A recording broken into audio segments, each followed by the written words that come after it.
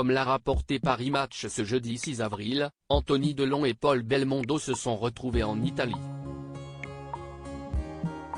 Une belle occasion de rendre hommage au film mythique Borsalino de leurs pères respectifs. C'est l'heure des retrouvailles pour Anthony Delon et Paul Belmondo. Les deux amis se sont rencontrés en Italie pour une célébration particulière. Ce mardi 4 avril, ils ont visité le musée Borsalino en Italie, un lieu chargé d'histoire.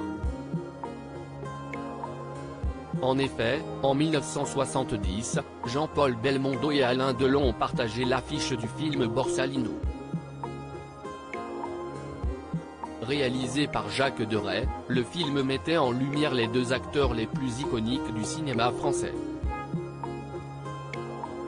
Plus de 50 ans plus tard, le grand frère de Alain, Fabien Delon, et le mari de Luana Belmondo se sont rendus en Italie, et plus précisément dans la ville d'Alexandrie pour visiter le musée Borsalino connu pour ses illustres chapeaux.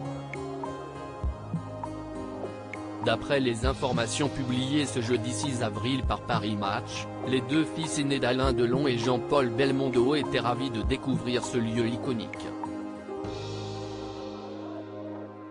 Quel bonheur et quelle émotion! C'est avec une émotion particulière que Paul Belmondo et Anthony Delon étaient présents en Italie pour découvrir l'univers Borsalino et rendre hommage à la carrière de leur père.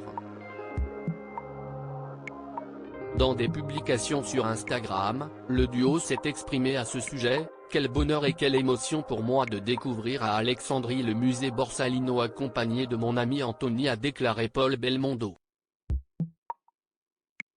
Ensemble, nous avons pu rencontrer des artisans exceptionnels et surtout toucher du doigt un bout de l'histoire de nos pères respectifs, a continué le frère de Stella Belmondo. De son côté, Anthony Delon a partagé ceci: inauguration du musée Borsalino hier à Alessandria avec mon ami Paul Belmondo. Avant de conclure avec ceci, une expérience unique qui renvoie dans le temps et les films qui ont bercé notre jeunesse. Dans les différentes publications dévoilées ce mercredi 5 avril sur Instagram, les deux amis ont même reproduit la mythique affiche du film Borsalino, en prenant place à bord d'une authentique voiture Fiat datant des années 70.